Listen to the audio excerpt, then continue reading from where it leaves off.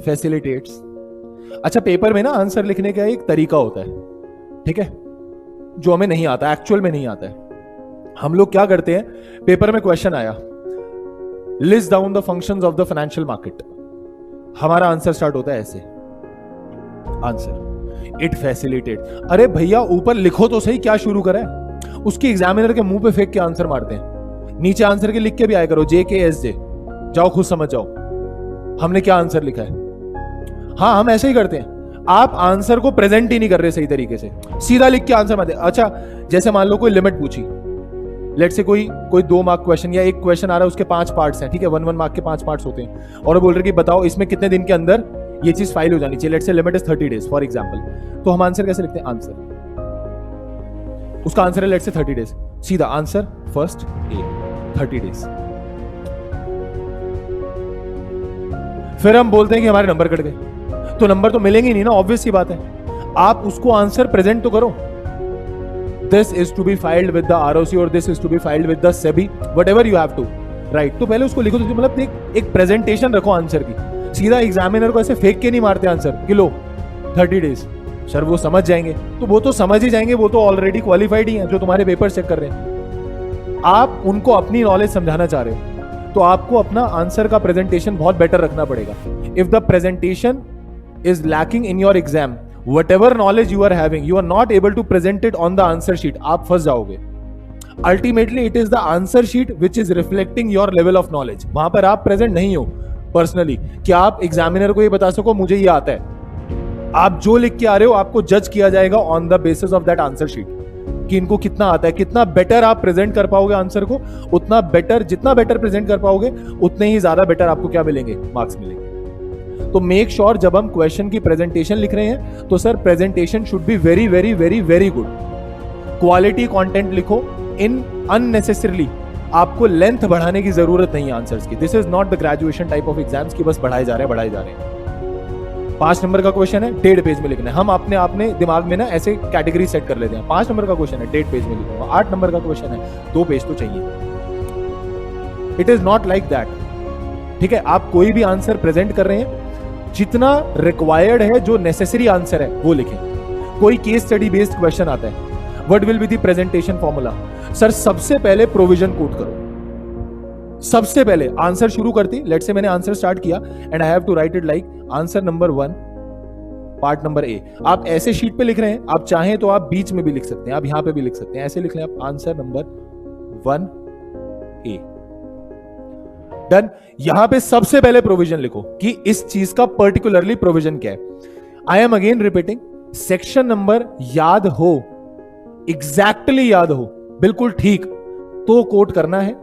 अगर बिल्कुल भी ऐसा 0.1% भी डाउट लग रहा है ना कि यार मेरे को सर याद नहीं आ रहा, इट वाज सेक्शन 70 और 71, I am not getting 100% sure, ना लिखना उस सेक्शन को, वो ज्यादा बेटर है एज कंपेयर टू गलत लिखने के।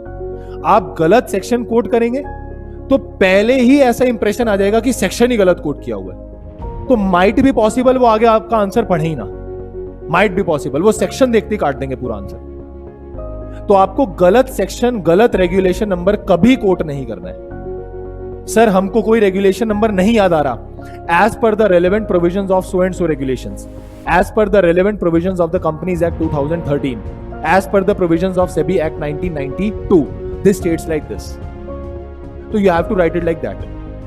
समझ में आई मेरी बात? गलत सेक्शन नंबर, गलत रेगुलेशन नंबर कभी भी कोट नहीं करते हैं। अगर आपने गलत सेक्शन नंबर कोट किया, गलत रेगुलेशन नंबर कोट किया, आप प्रॉब्लम में फंस जाओगे। Always write the provision first, बहुत अच्छे से प्रोविजन लिख के बताओ, sir as per this and this provision, this this this this this, आपने लिख दिया पूरा प्रोविजन। अच्छा सर हमको क्या, कुछ बच्चे मुझसे पूछते हैं कि सर बिल्कुल क्या एग्जैक्ट यही जो लाइंस लिखी है मैट की एग्जैक्ट यही याद करके जानी है, हमें वही लिख के आनी है, ऐसा नहीं होता।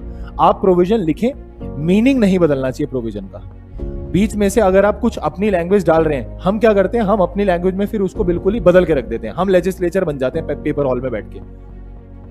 लेजिस्लेचर ने अपना कुछ लॉ बनाया, हम उसको मॉडिफाई, अमेंडमेंट हम लेके आते हैं एग्जाम हॉल में बैठ के, और जो एग्जामिनर होता है ना उसको भी क्या लगता है, भाई साहब ये अमेंडमेंट कब आई तो हम उसको अमेंड कर देते हैं, प्रोविजन अमेंड हो जाता है बैठे बैठे। मैं बता रहा हूं, अगर हमारी आंसर शीट्स को कंपाइल कर दिया जाए ना, और कंपाइल करके एक किताब बनाए, बंदा पढ़ के बेहोश हो जाए उसे, ये कौन सा लॉ है, मतलब लेजिस्लेचर सोच में पड़ जाएगा हमने क्या बनाया था, तुमने क्या लिख दिया। And this is what we do, actually what we do. आप अपनी आंसर शीट निकालें, हम लोग को लगता है सर हम बिल्कुल ऐसे बिल्कुल सही लिख के आए हैं, बट हम लोग उसका मीनिंग बदल देते हैं लॉ का। तो आप ऐसा प्रोविजन अपनी लैंग्वेज में लिखें कि उससे मीनिंग चेंज नहीं होना चाहिए, ठीक है। सबसे पहले प्रोविजन कोट करो, जितना प्रोविजन रेलेवेंट है। अननेसेसरली कहानी नहीं बतानी, आपको एग्जामिनर को जाके ये नहीं दिखाना कि देखो मुझे सिक्योरिटीज लॉ आता है, मुझे कंपनीज एक्ट आता है। बच्चा क्या करता है, उसे सब लिखने की कोशिश करता है। उसने कुछ पूछा, लेट्स से ये सेक्शन 10 सेक्शन से कनेक्ट हो रहा है, सब लिख देगा उसमें, section number this and as per section number this and section number as per this. कोई जितना रेलेवेंट है उतना लिखें, कोई जरूरी नहीं है ऐसा।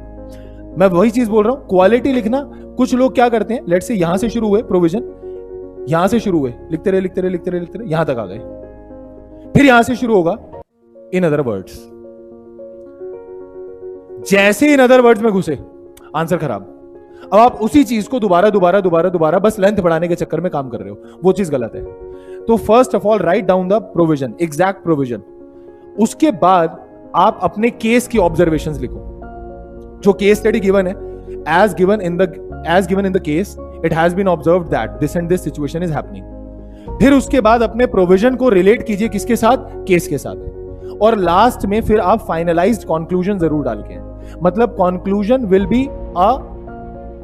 Will be making a very good impact for your answer last. क्योंकि कई बार क्या होगा, एग्जामिनर पूरा फटाफट से पढ़ेगा ऐसे और लास्ट में बिल्कुल कंक्लूजन पे देखेगा फाइनल आंसर क्या है, कि ये चीज में अपील जा सकती है या नहीं जा सकती। तो लास्ट में लिखेंगे and this is the final conclusion that the appeal can be filed, whatever the answer could be, filed or not filed, to be not to be filed. तो आप प्रेजेंटेशन पे बहुत ध्यान दे देंगे। बात समझ में आ गई मेरी? अगर सर हम प्रेजेंटेशन पे ध्यान नहीं देंगे, we are not able to write down the answers, कि हमें कैसे आंसर्स लिखने हैं, तो आपको मार्क्स नहीं मिलेंगे। Even if you are knowing the answers, paper में हमारे साथ गलती ये नहीं होती है कि हमें आंसर नहीं आता होता। मैं आपको फैक्चुअल सिचुएशन बताता हूं, आपको प्रोविजन पता है, पेपर में हमें गलती पता क्या होती है, हमें यही नहीं समझ में आता कि क्वेश्चन पूछना क्या चाह रहा है। ये आंसर हमें दिमाग, कई बार ऐसा नहीं होता, आप लोग पेपर देके निकलते हो, क्या आपके साथ कभी ऐसा नहीं हुआ, आप पेपर देके आए और पेपर देके आगे आपने बाहर डिस्कस किया किसी फ्रेंड से कि यार ये वाला जो क्वेश्चन था ना, ये अरे देखो नहीं, इसमें ये वाला आंसर है, और फिर तुम्हें क्या लगता है, यार सर यार ये तो मेरे को भी आता था।